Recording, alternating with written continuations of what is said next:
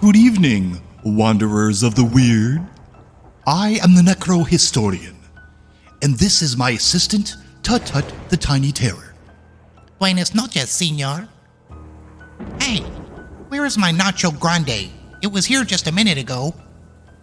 Did it disappear? Oh my. That's just like what happened in tonight's story. Hey, I can see some sour cream on your glove. Tonight's tale is one of the strangest disappearances in all of recorded history. A tale of a soldier, a loyal guard, whose eyes closed for one moment in the Philippines, and just like that, he opened them and found he was in Mexico City. Who hasn't made a midnight run for Mexican food? But they were 6,000 miles apart.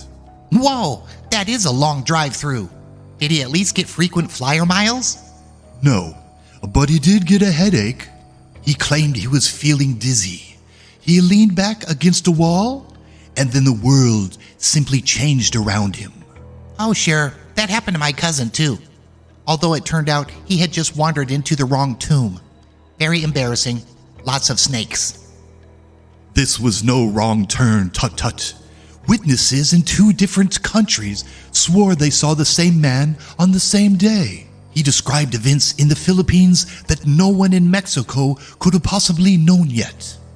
So you're telling me this guy did the world's first accidental fast travel?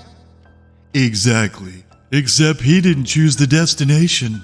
Someone or something chose it for him. If something is teleporting people around the planet, you don't think they teleport a mummy, do you? Because I have very delicate bandages and they don't like humidity. If you vanished mid-episode, Tut-Tut, I promise the viewers would hardly even notice. Hey! Tonight, we unravel the legend of Gil Pérez, a man who stepped from one world into another. A man accused of witchcraft, desertion, and consorting with forces beyond comprehension. A man whose story still baffles historians today. How about teleporting me to the kitchen? I'm getting hungry. Remember, the witch doctor said no snacks before dinner.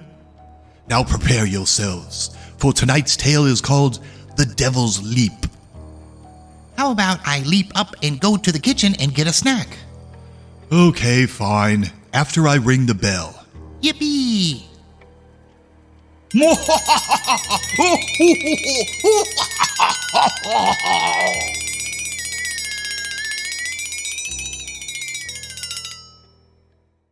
The Devil's Leap. The Lost Testimony of Gil Pérez, 1593. I've tried to forget what happened on October 24th, 1593. God knows I've prayed for the memory to fade. But some nights, especially the quiet ones, I can feel it creeping back, pulling at me again. I was standing guard outside the Palacio del Gobernador in Manila. The air was heavy with grief. The governor had been murdered only hours before, his blood still a whisper among the soldiers. None of us spoke of it, but all of us felt the weight of his death pressing down like a hand on the back of the neck.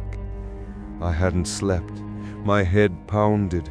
The shadows around the palace seemed to sway, bending into shapes that weren't there. I leaned against the stone wall just for a moment to steady myself. My vision darkened. My knees weakened. I closed my eyes. Only a blink. That's all it was. But when I opened them, Manila was gone. I was standing in a vast plaza under a cold, unfamiliar sky. The palace wall had vanished behind me, replaced by a looming cathedral that stretched like a great black claw toward the heavens. I could still feel the stone from Manila against my back. I swear I could still feel its warmth. Yet when I reached behind me, there was nothing but empty air. Then I heard boots on the cobblestones. Spanish soldiers, yet not mine, surrounded me, rifles drawn. their faces twisted with confusion, then suspicion, then fear as they stared at my uniform. "What witchcraft is this?" one muttered. They demanded my name, my post. When I told them I was guarding the Palacio del Gobernador in Manila just moments before, the air around us seemed to drain of warmth. No one in Mexico knew the governor was dead. No galleons had arrived with the news. My knowledge alone was enough to damn me. They dragged me away, their hands shaking as if they feared touching me. I screamed that I wasn't a devil, that I wasn't a deserter, that I didn't know how I had come here. But even as I protested, a terrible doubt crept into my mind, because something had changed inside me. Something cold, something watching. My cell was a pit of darkness. For weeks I lay awake, hearing whispers in the stone, soft, slithering voices speaking in languages older than Spain. Every time I closed my eyes, I felt the sensation of falling sideways. Months passed. My mind frayed, and just when I thought the world would forget me, a galleon arrived.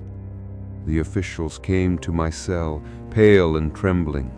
The news was confirmed that the governor had been murdered exactly as I said, and worse, someone aboard the ship swore they'd seen me in Manila a day after I supposedly appeared in Mexico.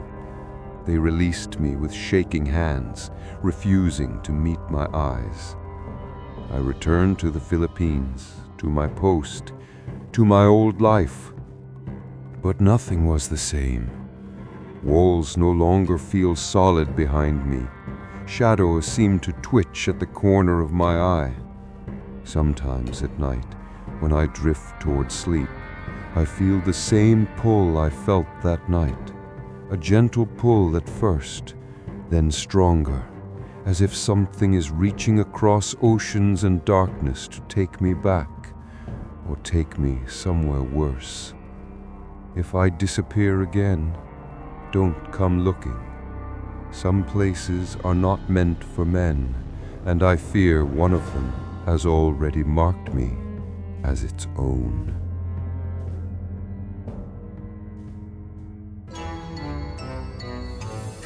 Ah, you survived tonight's tale. Dare you watch another?